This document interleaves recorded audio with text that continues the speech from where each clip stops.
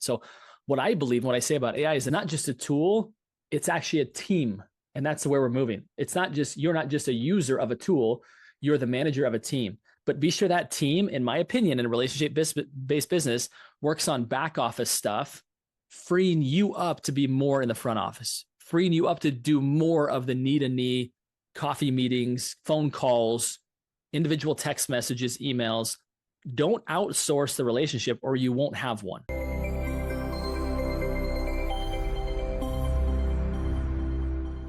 Well, hello, everyone, and welcome to another episode of The Adventures of a Real Estate Broker with Daniel Berger. I'm excited to have Justin Stoddart on the call with us this week on the podcast. He's the co-founder and CEO at ProInsight. He's also the author of The Upstream. He hosts his own podcast. So I don't know how he has time for us, but I appreciate that he's on with us this week. Thank you very much, Justin, for joining us. Daniel, when I got a chance to understand kind of your background and your industry experience, I wanted to make time to be on your podcast, because I think anytime you can be around people who have performed at the level that you have for the time that you have, I'll walk away with a great return on time. So again, appreciative of being here. I hope that you cash in on that, and that after, right? It's especially after the call. So, but. Things that I liked about reading about you a little bit is about service first, and how that's really, I mean, honestly, I'm not in the sales business at all. I'm in the customer service business. I'm helping people who are in need of buying and selling homes or renting whatever properties. I'm helping them achieve their goals. And I'm not really selling. It's not like I'm a shoe salesman where I'm selling 1,000 shoes. And it's more about guiding people through the process and bringing in all the experts and making it happen. So that, I mean, that's, you started as a home builder, right? So I did. Home builder, and now you're basically helping build scalable businesses and helping building like back end or computer tech based real estate businesses. So tell me a little bit about the progression that you've had from hard building homes to now what you're doing. Building tech. What I realized as a home builder is that the very best business came by referral. I think most people would agree with that. And what I also realized is that I wanted more of them. I wanted more referrals, right? I was at the time 25 years old building $1 million homes. Safe to say my 25-year-old friends were not referring me $1 million construction projects, right? Now, again, this was at a time when $1 million in a part in the country when like $1 million was a really big home.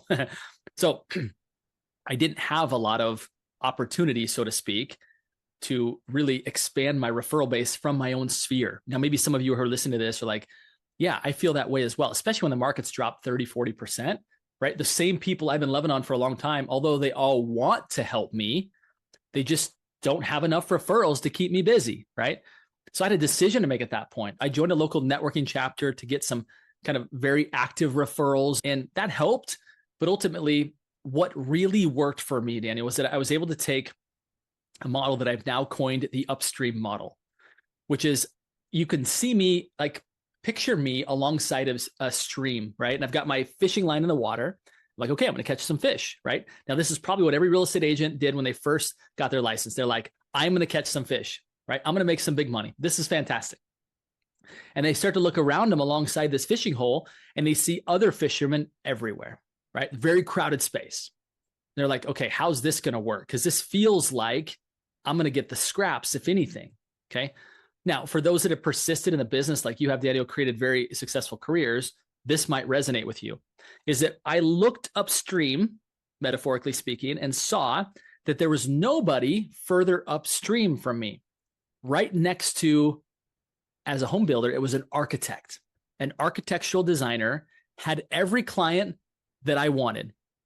Right? Now, I wasn't competing with that architectural designer. I had the ability to collaborate with him, right? So that's a key distinction, is that instead of fishing where everyone else is fishing, doing what everyone else is doing, identify a key referral partner, right? Could be a financial advisor, could be a tax professional, could be an insurance agent, could be a lender.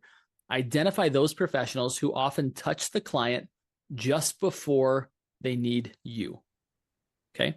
And in that process, don't just show up, back to your point of service first, don't show up with a stack of cards, handing them to the architect saying, please call me if you need me to bid on any projects. That's self-serving. That's not service-oriented. That's looking out to solve my problems, not his problems. Okay. So as a home builder, I realized that the hard way that wasn't very helpful. I didn't get a lot of response from that. What was helpful was when I showed up and began to ask, how can I help them grow their practice? What is it that you're working on? What's working well? What's a bottleneck in your business right now? When I started to act more as a business consultant instead of a solicitor for business, and started to recognize that when they told me things that they were working on, I began to think about the people that I knew, the other professionals around me who could help solve that problem, and then began to make introductions. All of a sudden, that key referral partner started to see me as somebody that he wanted to keep close, somebody who wanted to help me succeed because I was helping him. And so that architect and architects and interior designers who were also upstream partners started to send me referral business at a higher propensity than my sphere ever could have, right? Same is true in real estate. After I retired out of the home building business, in the real estate industry, same thing, right? There are professionals who are situated just upstream from a real estate transaction. Those professionals, if you approach them properly, meaning that you position yourself as the go-to, right? You position yourself as the person who's interested in helping solve their problems, not just get referrals from them, and you're actively connecting them with their key referral partners, it opens up the door for them to start to introduce you to clients because now they trust you and they've received value from you. And so they want to give value in return. And so that became the Upstream model. And that caused me, yeah, go ahead. I think you may need to change the name of your book. Yeah, tell me about it. I see a flaw in what you're saying. So please do. It's only in the wording though, because if everyone else is playing chess, you're playing checkers, or right, they're playing checkers, you're playing chess. Because upstream is, when I used to live in New York City and it's raining and you can't get a taxi cab, right? Or you come out of, like, when the New York Knicks, like, let's talk about the Knicks, because hopefully when this airs, they're going to be champions for the first time in 53 years, hopefully. But upstream is that if you see that everyone's trying to get the cab where you are, and you're on a one-way street, you walk up 2 blocks so that you get the cab before they get to your spot where everyone's on. That's upstream, right? Totally. I think you're doing something totally different though. You're making alliances with car services where you're pre-arranging a pickup of that cab that you're looking for. So that black car sedan isn't allowed to hail anyone on the street. So they're playing a game of hailing a cab and you've arranged your ride. And that's what I think what you're doing is that you're arranging your next buyers through working with contractors, painters, architects, city planners, or whatever. So you're playing a totally different game. I don't think it's upstream, because upstream is you're just moving up a little bit, trying to sneak in front. You're playing a whole different game. And I think that's great. I think that drives business, right? Because every time I need a car, I don't go out and hail a cab. I pre-arrange my car. And then I also refer that person. So he's always going to pick me up or find someone to pick me up if he's even busy. So I think that's more what you're doing. It's much more intellectual and game changing than just moving a little bit in a different spot. I like it. So the only problem is you now need to change the whole model of the upstream, but that's topic for a different day, right? Yeah, well, exactly. You mentioned how I'm interfacing with technology. What I realize is that most professionals are not super great. They've got vendor lists, talk about real estate agents, right? And they give a lot of referrals to those vendors, right? But they don't get a lot of referrals in return. And yet we're out as real estate agents, like slinging our effort around trying to generate business so that we can, of course, feed our families and the families of all these other professionals, right? Who are receiving referrals from us. So what we realize is that those professionals also have a client base who trusts them. And by the way, that client base is oftentimes asking us and those other professionals, do you know a good painter? Do you know a good plumber? Do you know a good roofer? Do you know a good tax professional? Do you know a good financial advisor, right? Those opportunities are coming at us all the time. And we have the ability to say, I do. Yes, I do. Yes. And so what we created in the spirit of the Upstream model, or not hailing a taxi cab, we'll have to work on the name, what we created is a way for a real estate agent, for example, to identify who are all of their preferred professionals through our app and then give that app to all their clients. So all their clients have direct access, which causes them to receive more value from us as real estate agents, right? Number one. And then number two, we equip all those participating professionals with the opportunity to put the same app, the same list of professionals where we're listed exclusively into the hands of all of their clients. So now we are listed in thousands, if not tens of thousands of phones and homes as the go-to person in our industry because we leverage the distribution of these other professional partners. Instead of them just receiving referrals from us and saying, thanks, I'll take good care of your clients, they now become a method of distribution to get our app, the Homeowner Concierge, into the hands of their clients, right? That then point back to us. So now we have the ability to really expand our reach and gain more market share without spending more advertising dollars, right? If any. So, and I'm assuming when those referrals are made that everyone on all sides understand where the referral came from and who helped generate that. Because that's really the most important part of it, right? Just giving someone a list of names, while might be helpful, I need to so I don't have it. So the funny thing is a lot of people talk about building scalable businesses. I'm actually the opposite of that, right? Where I'm not trying to not get bigger, but I don't want to scale for the sake of scaling. I want to get bigger and I want to get better, and getting me better probably gets me bigger, but it's not scaling for the sake of getting bigger. But my point about referrals is it's so important, right? If I'm referring a contractor, a painter, an architect, a moving company, right? A title company, a lawyer, I need to know that my people are good because it's really a reflection of me, right? So you rather not refer anybody if you're not sure that if they're not gonna give the same white glove service that I'm giving, then I don't want them in my network. And so what's amazing is that when I refer people, they use my name and I get the whatever but I'm not just handing it off. Even if it's a project I'm not involved with, I'm still understanding, are they being treated the way that I would want to be treated? Because I think that closeness with my clients knows that I'm still getting phone calls, things that have closed. They're like, oh, we need to help with this, or remember that person came in and the paint's peeling or this. And the more that I get involved to try to extend my leverage, right, the more that people are like, man, Danny does so much. He thinks out of the box. He's spending his time and effort helping us. So clearly when it's time to buy, sell, refer people, they're going to be like, you got this guy, Danny, he might not be wearing a suit and he's wearing shorts all the time, but he knows what he's doing and he cares about us, right? So everyone has to have what's their thing, right? And what makes you better, different, and special.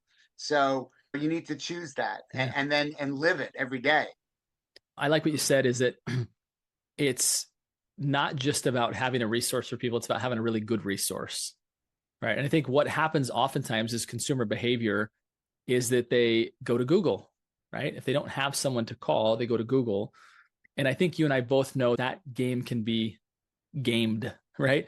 In other words, just because somebody has a lot of reviews doesn't mean they're actually the best, right? They just simply had somebody with a concerted effort on getting those, or software that helps to attract them. So I think actually having the recommendation of a professional who's referred them in the past and put their own reputation on the line by doing so, in our opinion, is the best way to find the best professionals, right? Is you ask the professionals who have worked alongside them, referred them, put their name on the line for them. That's how you find the best professionals in a community. And that's exactly what we do. As we go into a community, we identify a great real estate agent, preferably somebody who sells between 30 to 40 homes a year by referral. And then we identify from them, who are the professionals that you would trust? Those are the ones we approach first to be part of the Homeowner Concierge. Those are the ones we choose to actually be your distribution partners to get the Homeowner Concierge into the hands of their clients, which point back to you. But yeah, it all stems back to having a really great set of professionals who are tried and true, right? Who have stood the test of time of providing great service over time.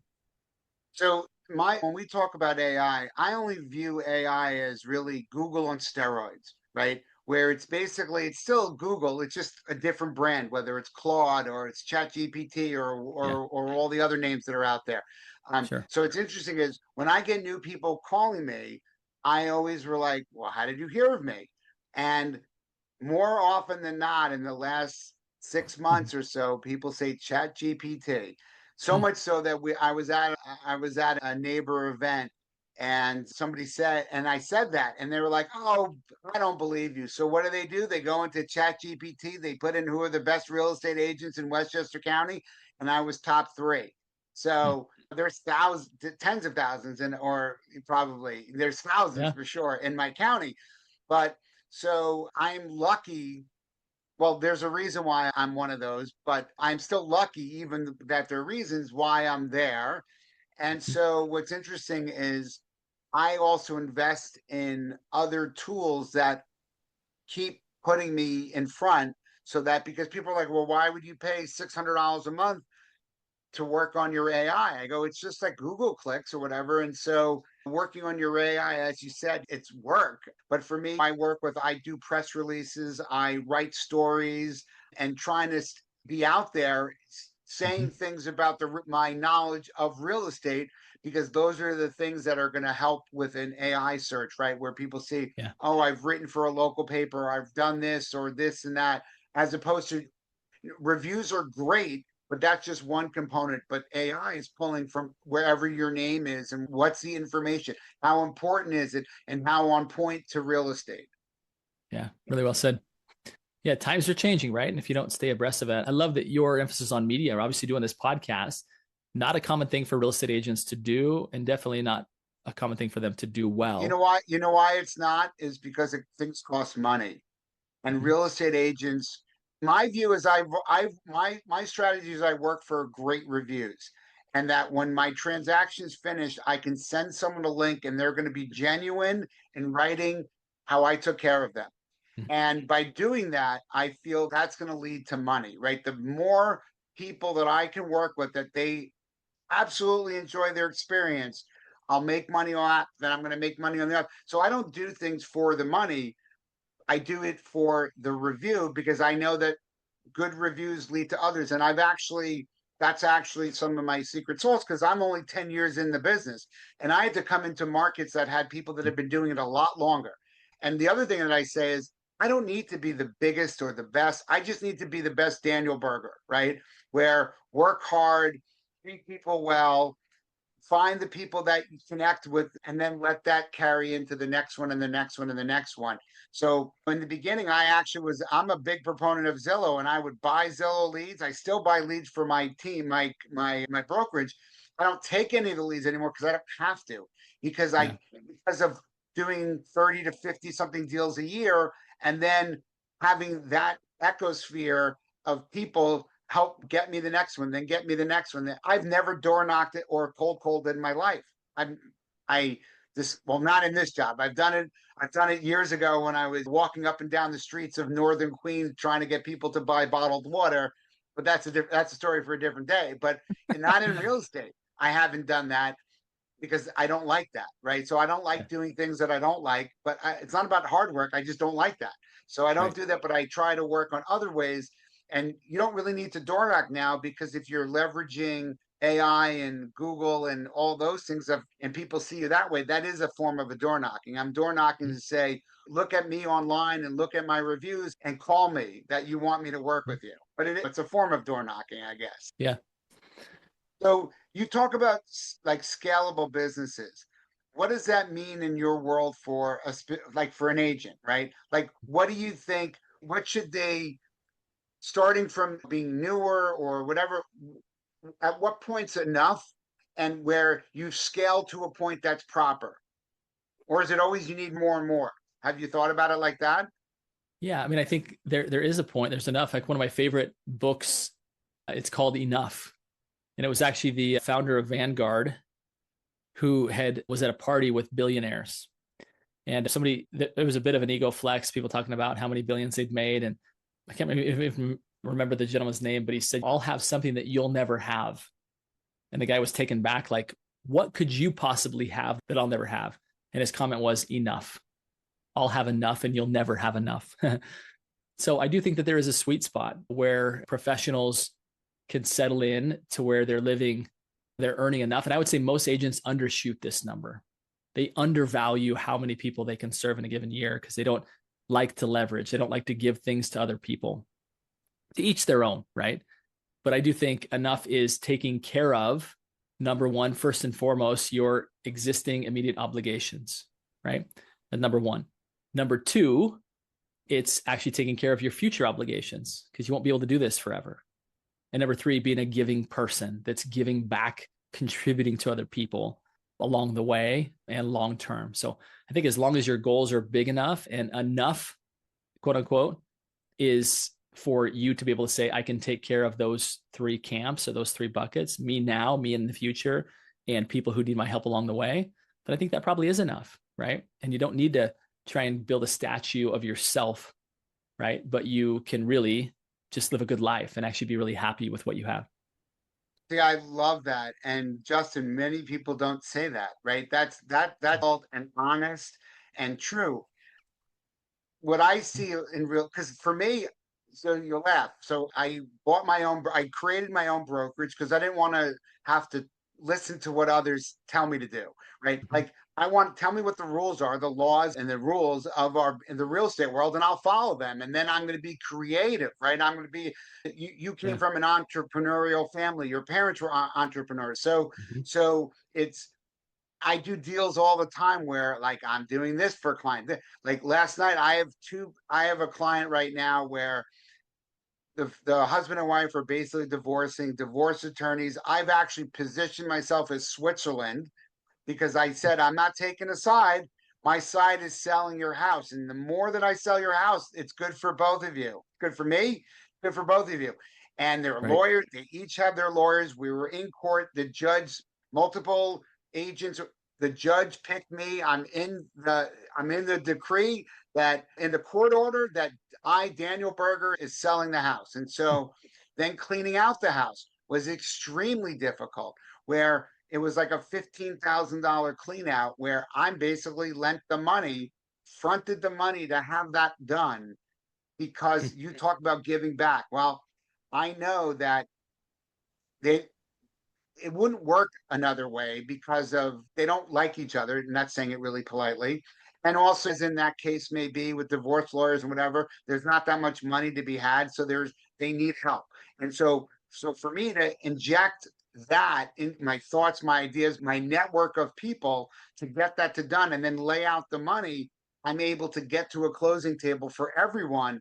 And nobody does that, right? Nobody does that. And there's no fee. I'm not charging a fee for the loaning of the money.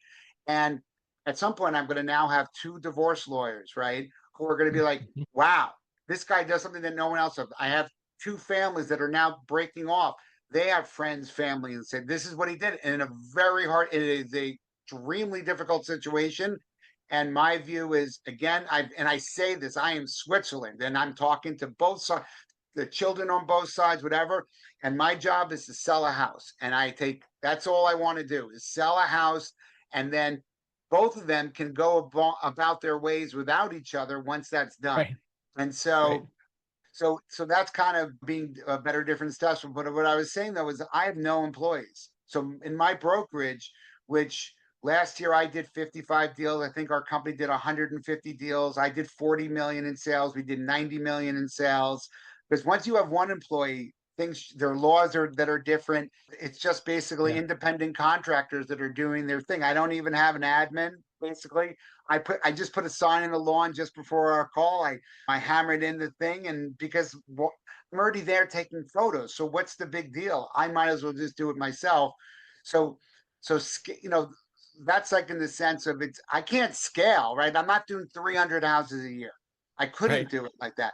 But I can do 50, I can do 55, and I could probably do a little bit more too. But at what point is enough? And for me, that's enough. And you also talked about things about planning, which I always try to talk about because I don't think agents do it enough, where I have a retirement plan and every year I put money into my retirement plan. That is very hard to find real estate agents that actually do that. I agree. You don't know what the future is. Right. Right. Yeah. Really well said. I mean, what you've shared with the audience here is wisdom that oftentimes takes a career for people to get their arms around, right? And sometimes they get to the end of the career and they have their ladder against the wrong wall and they realize, man, I wish I would have done it different. So I hope everybody goes back and listens to that. There were some wonderful lessons that you shared with all of us there, Danny. Well done. Well, you have to be genuine. And I hear that as well with you. It's like you have to be true to yourself, right? So, and that authenticity is going to help drive your business and you'll be who you are. You don't have to be, there are people that are better than you. There are people that are better looking, that are younger, that make more money. None of the, like, Always. I Yeah. only have to be me. So, like, back to your fishing is that if you're a full-time fisherman, you don't have to there you can get along with the other fishermen, right? So, well, unless if everything dries out. But I guess if you're a more talented fisherman, you might be able to understand ways and maybe move different parts of the stream or the lake or the ocean where because you have your niche or whatever. But it's and that's what's also interesting about what I hear a lot about AI and how things get automated. And I'm like, automated? I'm like, why do I want a bot start talking, texting my clients instead Right. of me to start off our conversation? Like, what's Yeah. your view on implement? And again, I think where we are now with automation is, I mean, obviously in our lifespan, it's come so far and it's going to go even further at a faster clip. But what do you think about real people talking to real clients as opposed to computer generated bots doing that? Yeah. I mean, I think there's a clear distinction that if these were my personal relationships, like if this were my mom or someone I just sold a house to, I wouldn't feel comfortable having a bot take my place. With my wife, would I want a bot taking my place with my wife? Heavens no, right? So what it says is that if they're willing to do that, these aren't really relationships. These are simply transactions. And I think it does create a clear delineation between what your intentions are with that person. Is it just to get business out of them or is it to build and deepen a relationship? So what I believe, what I say about AI is that it is not just a tool, it's actually a team. And that's where we're moving. It's not just, you're not just a user of a tool, you're the manager of a team. But be sure that team, in my opinion, in a relationship-based business, works on back office stuff, freeing you up to be more in the front office, freeing you up to do more of the knee-to-knee coffee meetings, phone calls, individual text messages, emails. Don't outsource the relationship or you won't have one. I love hearing that, and it's not heard, it's not said enough. So you're 100% right, because ultimately, the more people rely on AI and all the automation, at some point you will be outsourced because the computer will be able to do it. I mean, I guess why are you and I even on this podcast? My bot could have called your podcast. We probably could have. They would have known the questions I wanted to ask. They would have known what your answers would have been, and we could have done that. But it is about people. It's about interaction. And you're right. It's so important that I love what you said. It's building relationships, not transactions, right? Yeah. Because you're right. If it's just a transaction, there would be easier ways and less expensive ways to do it than to have people involved. And again, we're still in well, I don't think it doesn't take rocket science. You don't need to be a rocket scientist to do what we do because I stink in math, but it takes it's an art form, right? So that's the other reason why it's really hard to teach this, right? So it's really hard to have trainings on this is what you have to do. It's probably much better for people to sit in my office next to me, do drive-bys with me, listening to me on the phone with clients, because I've never worked off of a script. I'm anti-script because I don't know what I'm going to say, and that's kind of the funny. My friends probably laughed. Yeah, we never know what's coming out of that guy's mouth, but like it allows me to think on my feet and to, what, I will say things that are incorrect, right? Because who's perfect? Nobody's perfect, but it's authentic, right? So as opposed to being perfect, it's not perfect, but in this world, what is perfect, right? Yeah. Yeah. I think, and that's actually, I think if things aren't perfect, people are suspect that maybe that's not actually you, right? Like when I see Right. like a misspelling in an email, I'm like, okay, you actually wrote this. I actually have more respect for this than you just outsourcing it to AI, right? I think AI can be an amazing tool. Like I said, it can be kind of get you started, but if you're trying to outsource, if you're trying to remove yourself from the relationship, well, you're going to get what you asked for.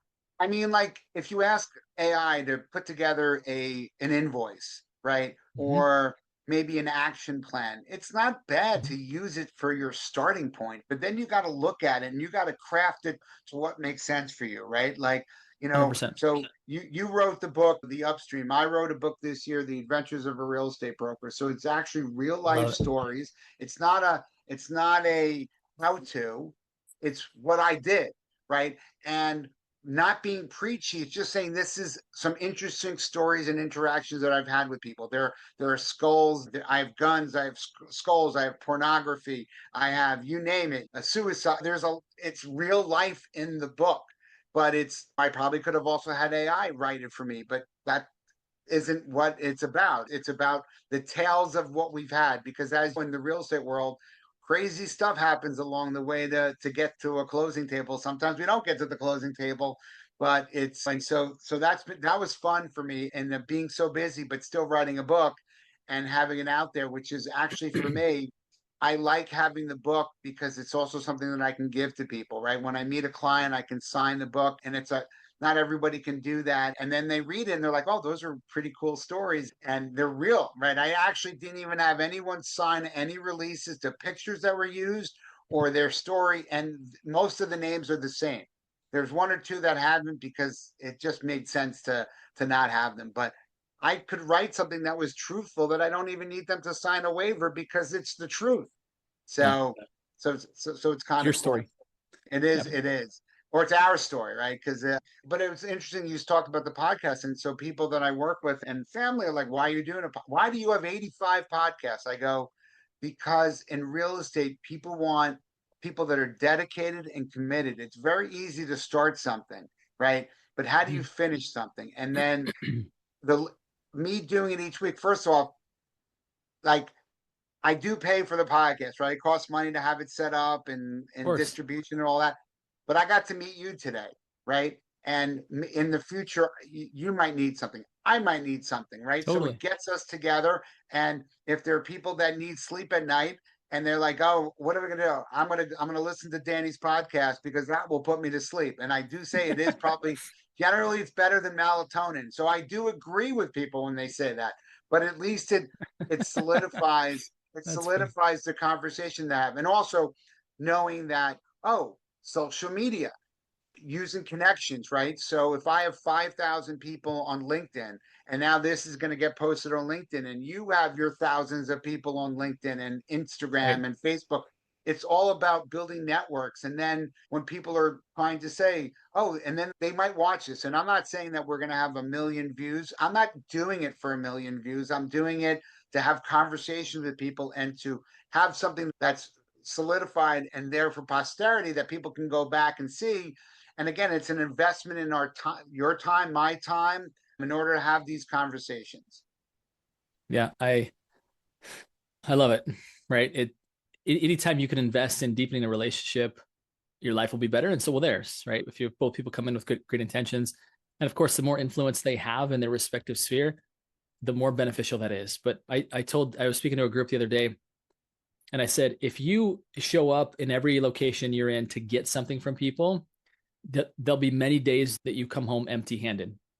And I said, but if you show up every day looking to give something, you'll never walk home. You'll never come home empty handed because you gave value to somebody. And that actually is what is the catalyst for people, genuine people giving to you in return. So go about looking for ways that you can serve versus how people can serve you. It's I do that all the time where people tell me I'm a much better giver than a taker. And don't get me wrong, when people want to invite me to a nice round of golf or a sporting event, I'm going to take that. But the what drives me is how can I pay that back or Mm-hmm. pay that forward? Like, so even when I get something, I don't get like I'm like, oh, that was really cool, but how can I help? And what can I do for you to top that in a good way, right? In a way that's saying what you did was so nice for me. Totally. I want to do something equally nice or better because that's what a giver, and I can't help myself. That's kind of what, and so it's interesting because I hear some of my clients say stuff like, I'm always available and it's amazing that you're doing this. And they're like, wow, your family must love that. I'm like, yeah, you know how families like, oh, you do that with your clients, but you don't do that with me. So it's kind of, it's just, I guess that's a good thing that my job, I care about my craft. I'm dedicated to it. I really want to make a good name with our clients for me. Because right, I only have one brand. My name is my name. And while it is a popular name, and actually what's funny is there's another Daniel Berger in like a 5 mile radius.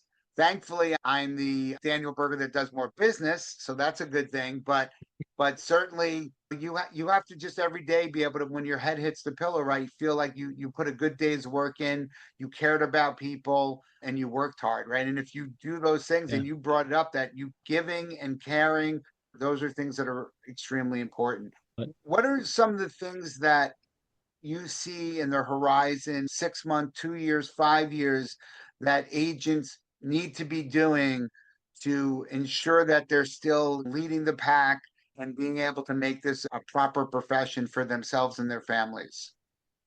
yeah, I mean, I do believe that AI is going to be embraced at a tremendous rate. I was speaking with a printer this morning, and he was talking about how just the ability for somebody to send a personalized note card at scale to individuals, and your ability to simply articulate in words, not in code, what you want that to look like, and for it to interchange even specific people's faces and names just on the fly through your verbal description, and the ability to have that created and sent, and you to be notified when it actually gets dropped off at their mailbox, that you can then follow up with follow-up campaigns digitally, that all of that is coming. I think agents that aren't at least aware of what's happening will get left behind. Now, here's the caveat that I want to reemphasize that I shared before, is that those that go all in on AI, and even too far on AI, where they forget that humans desire human relationships.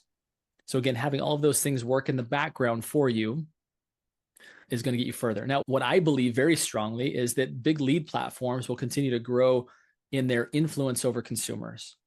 And I don't think that any one professional can actually have enough marketing budget to essentially outpace where they're headed. Here's what I do believe, however, is that there are collaborative professionals around you. Back to the previous topic of, you're regularly referring, every time a home goes up for sale, 20 plus professionals are involved to get that across the line statistically. And those professionals also have a marketing budget and marketing efforts.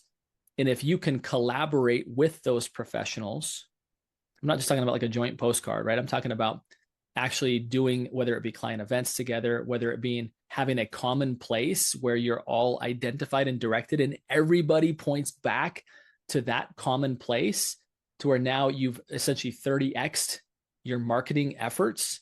That's how you actually get ahead in a micro local community.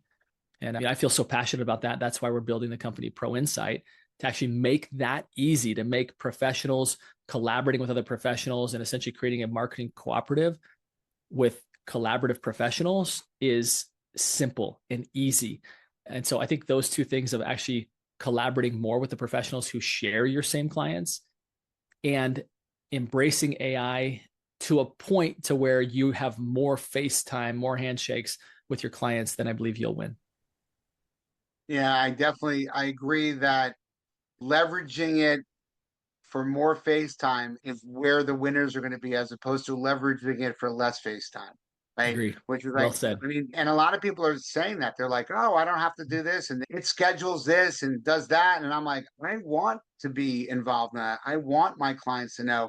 And I guess if my idea was to scale to 500 deals a year, I would have to do that, because there's not enough. I'm running out of time in the day now, but I do prioritize. And also, as the broker, I'm able to partner with other agents on certain clients, right? Where I don't have to do it myself. I can work with other people, as I do have the ability to share, and I do like to do that.